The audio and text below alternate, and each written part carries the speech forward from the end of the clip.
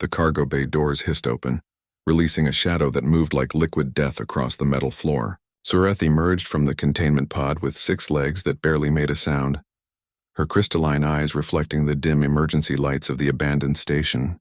She was magnificent and terrible, a bio-engineered apex predator from the Velkara breeding worlds, where evolution was forced through genetic manipulation rather than time.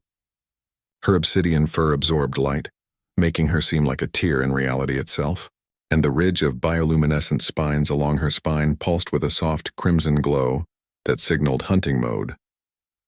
Dax Corin didn't look up from the fusion core he was rebuilding when he heard the footsteps. 6 of them, to be precise, each one deliberate and measured. He'd been expecting company, just not this kind.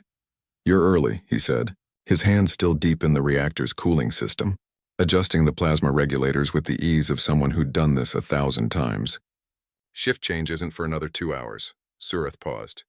Her hunting algorithms, written into her very DNA, had never encountered prey that acknowledged her presence without fear.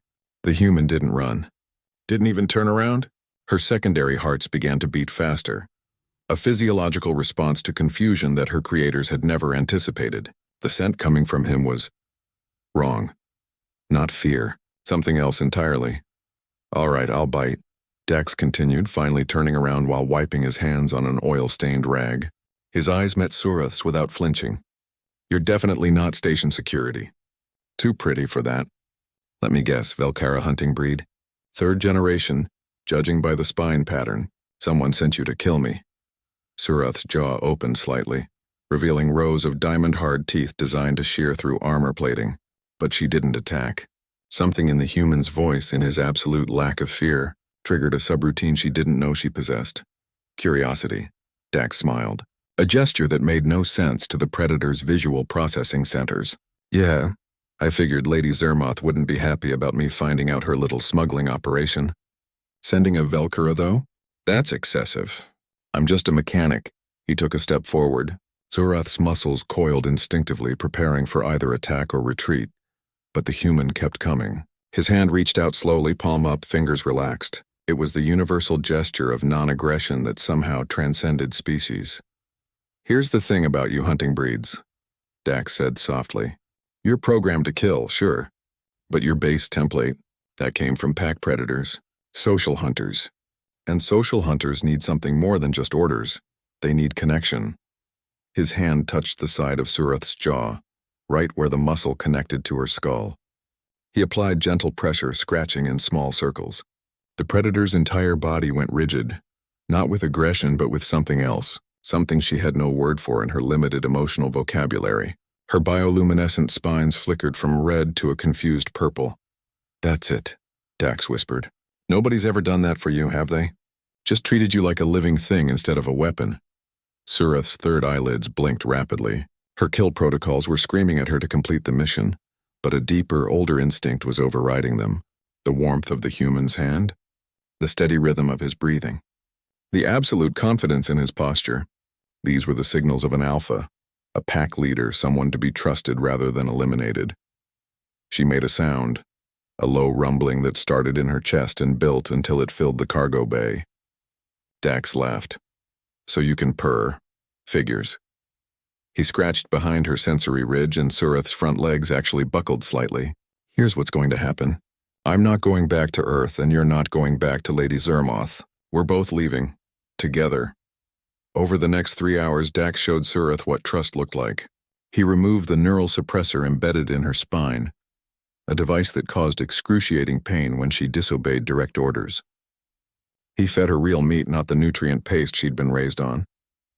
He spoke to her like an equal, explaining his plan to escape the station and expose the smuggling ring that stretched across 3 sectors. When the station's security forces finally arrived, responding to Lady Zermoth's furious demands, they found something that defied all their understanding of biology and behavior. The human mechanic sat astride the hunting beast, his hands gripping the bioluminescent spines that now glowed a calm blue. Sureth's 6 legs carried them both with impossible grace as they navigated through the station's corridors, the predator responding to subtle shifts in Dax's weight rather than commands. They moved like water through the checkpoint, Sureth's claws finding purchase on walls and ceiling when the floor was blocked. Dax had rigged an electromagnetic pulse device from spare parts, and when security tried to seal the hangar bay, the blast knocked out their systems for precious seconds. It was all they needed. The ship Dax had been secretly repairing roared to life, its engines singing a tune only a master mechanic could coax from aging parts. Sureth leaped through the cargo door and Dax sealed it behind them as plasma fire erupted from the station's defensive turrets. "Hold on," Dax shouted. Not that Sureth needed the warning. Her claws had already found secure points in the deck plating. The ship shot forward, breaking atmosphere with a velocity that should have torn it apart. But Dax's modifications held because Dax never did anything halfway.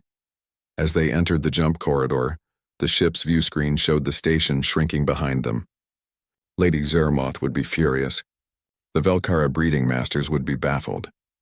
The galactic enforcement agencies would add another name to their watch lists. But none of that mattered to the human mechanic and the predator who'd chosen trust over programming. Dax looked back at Sureth, who had positioned herself in the co-pilot station like she'd always belonged there, her eyes now glowing with intelligence and purpose rather than mere programming. "What do you say, girl?" Dax asked, plotting a course toward the outer rim where the law was more suggestion than rule. "Ready to see what the galaxy looks like when you're not someone's weapon?" Sureth's spines flashed through a spectrum of colors before settling on gold, a hue that her creators had never programmed, never anticipated. It was the color of joy, emerging naturally from a creature designed only for death. She rumbled her agreement, and together they shot toward the stars, toward freedom, toward a galaxy that would soon learn what happened when humanity's stubborn refusal to accept limitations met with a predator's capacity for evolution. They called themselves outcasts. The galaxy would come to call them legends.